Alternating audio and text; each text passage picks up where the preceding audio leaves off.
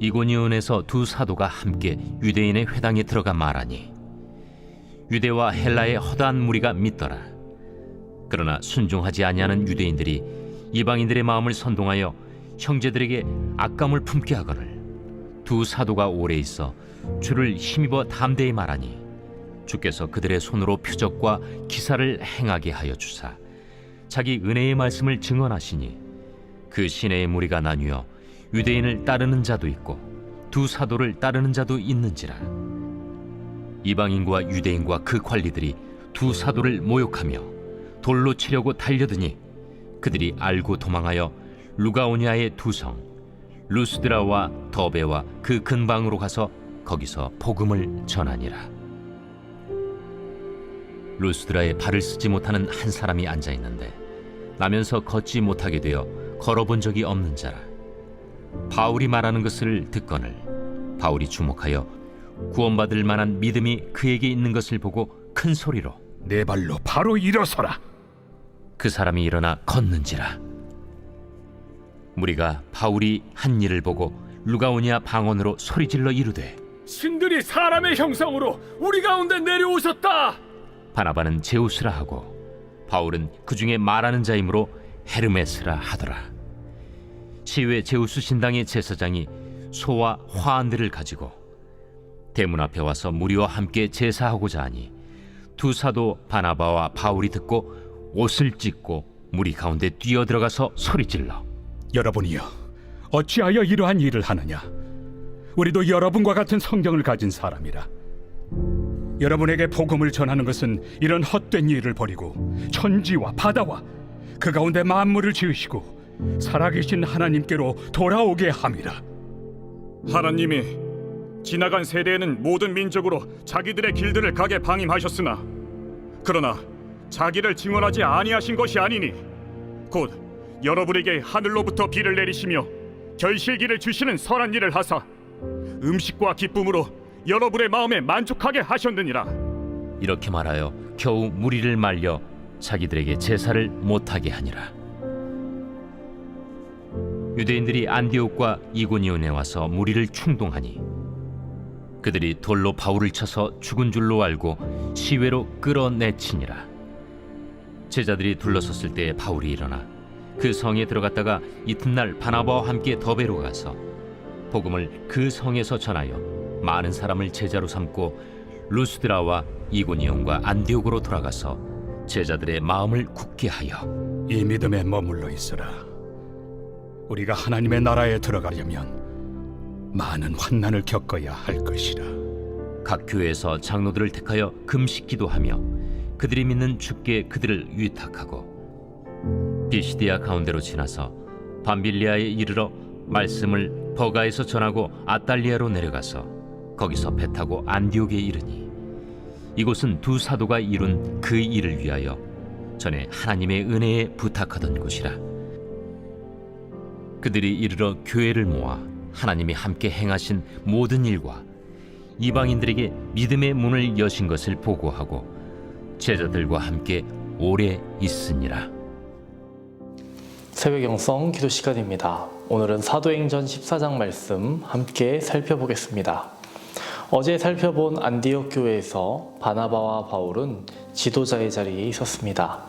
그러나 그들은 자신들의 자리에 남아있지 않고 하나님의 선교를 하기 위해 안디옥 교회를 떠나 많은 지역으로 선교를 떠나게 됩니다.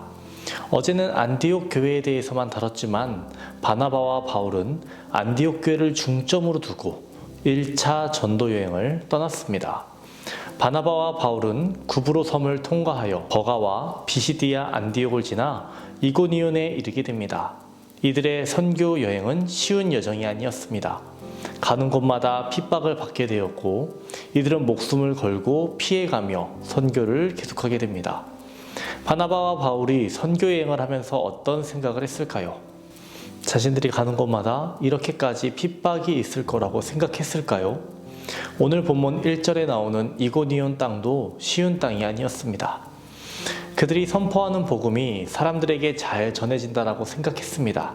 심지어 이들을 따르는 사람들도 생겨났습니다. 그런데 문제는 무엇이었습니까?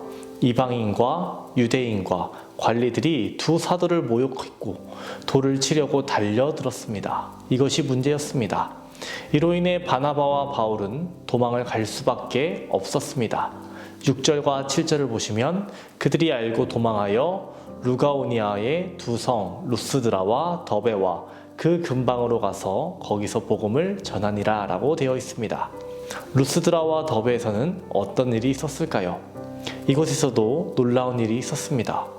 태어나면서부터 걷지 못하던 발을 쓰지 못하던 앉은뱅이를 고쳐주는 일이 있었습니다. 이 일을 시작으로 하나님을 전하고 복음을 전하는 일을 했습니다. 하지만 비시디아 안디옥과 이고니온에서부터 계속해서 방해하고 핍박을 하던 이들이 여기까지 와서 무리를 충동했고 사람들은 돌을 던졌습니다. 그리고 바울이 돌을 얼마나 많이 맞았는지 19절에 보면 그들이 돌로 바울을 쳐서 죽은 줄로 알고 시외로 끌어 내치니라 라고 되어 있습니다. 사실 바울도 인간 아닙니까? 두려웠을 법합니다. 하지만 바울은 여기에서 멈추지 않았습니다. 그는 계속해서 사역을 합니다. 20절부터 26절을 보시면 바울과 바나바가 계속해서 사역을 이어갔음을 볼 수 있습니다. 우리는 20절에서 22절까지만 보겠습니다.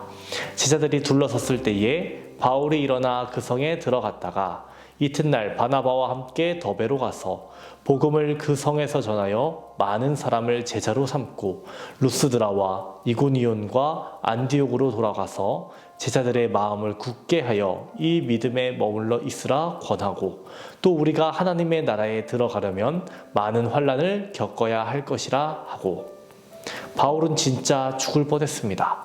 돌을 맞고 기절했습니다. 사람들이 바울이 죽은 줄 알고 시외에 던져버렸습니다. 하지만 그는 다시 일어나 그 성읍으로 들어갑니다. 지금까지 도망해왔던 그 길들을 다시 돌아가며 복음을 전합니다.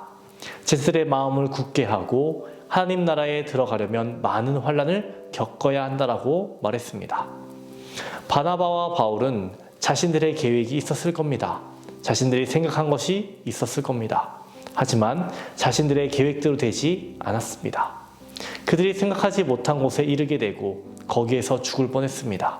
하지만 그들의 걸음을 인도하시는 분이 하나님이셨고 그들을 보호하시고 그들에게 새로운 길을 열어주시는 분도 하나님이셨습니다. 요한복음 12장 24절에 이러한 말씀이 있죠.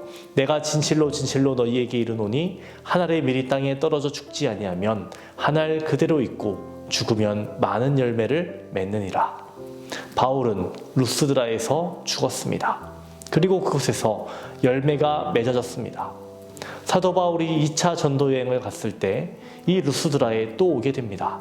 그리고 이 루스드라 땅에서 신실한 그리스도인으로 살고 있는 청년 디모데를 만나게 됩니다. 그리고 그 디모데를 자신의 영적 아들이자 동역자로 삼았습니다. 이 청년 디모데가 언제부터 그토록 신실한 그리스도인이 되었겠습니까? 두말할 것도 없이 사도 바울이 루스드라에 처음 갔을 때일 겁니다. 사도 바울이 루스드라에 왔을 때 복음을 전했고 그때 디모데는 복음을 접한 것입니다. 그리고 사도 바울이 돌을 맞는 모습을 보면서 목숨을 내놓고 죽음을 각오한 그의 모습을 보면서 그는 그리스도인이 되기로 한 것으로 보입니다. 사도 바울은 2차 전도 여행을 겪으면서 1차 전도 여행 때의 일을 추억하고 그때 뿌렸던 씨앗이 지금 열매 맺었다라고 생각했을 겁니다. 그리고 이 모든 것이 하나님의 신비이며 하나님의 은혜였다라고 고백했을 것입니다. 바울이 모함받고 쫓겨날 때마다 세상적 관점으로 보면 그 모든 것은 실패입니다. 하지만 하나님의 관점에서 보면 그 모든 것이 하나님의 섭리입니다. 한 알의 밀이 땅에 떨어져 죽지 아니하면 한 알 그대로 있고 죽으면 많은 열매를 맺느니라. 이 말씀을 기억하는 저와 여러분 되시기를 주님의 이름으로 축원합니다. 오늘의 공동기도 제목은 교회를 위한 기도입니다. 교회의 부흥과 영적 회복을 위해서 이 땅의 교회가 복음으로 돌아가기를, 선교와 전도의 문이 활짝 열리기를 기도해 주시기 바랍니다. 기도하겠습니다. 우리의 걸음을 인도하시는 하나님, 모든 것이 주님의 은혜임을 고백합니다.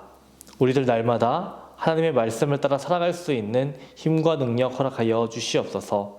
한 알의 밀알이 떨어져 죽으면 많은 열매를 맺는다고 하셨는데 우리들이 복음의 귀한 씨앗들 되게 하여 주시옵시고 나는 죽고 주님의 영광을 위해서 살아가게 도와주시옵소서. 오늘은 교회를 위해 기도합니다. 교회의 부흥과 영적 회복을 허락하여 주시옵소서. 이 땅의 교회가 복음으로 돌아가게 하여 주시고 선교와 전도의 문 활짝 열리게 하여 주옵소서. 담임 목사님의 사역 가운데 항상 함께 하여 주시옵소서. 기도로 준비하시는 모든 일정 가운데에 함께 하여 주시옵소서. 말씀 선포하실 때마다 근심 걱정 있고 마음이 무겁고 상처 입은 영혼들 회복되게 하여 주시옵시고 차갑게 그리고 굳은 마음 모두 뜨겁게 하여 주시옵소서.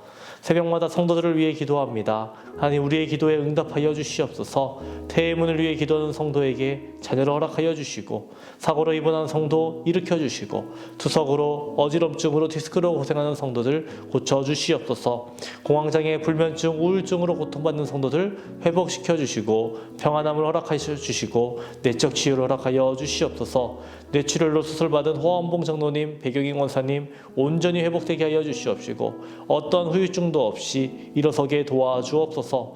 암투병 중에 있는 박세성 권사님, 유은영 권사님, 김시아 권사님, 이영숙 권사님, 이명숙 권사님, 오유미 성도님, 이동춘 성도님, 박서연 청년, 유경민 청년 주의 손으로 안수하여 주셔서 깨끗이 낫게 하여 주시옵소서. 암세포가 제거되고 재발하지 않도록 하여 주옵소서. 연로하신 장로님, 권사님, 집사님들 추운 날씨 속에서도 건강을 지켜주시옵시고 평안함과 형통함을 허락하여 주시옵소서. 우리의 길과 진리, 생명 되시는 예수님의 이름으로 기도합니다. 아멘.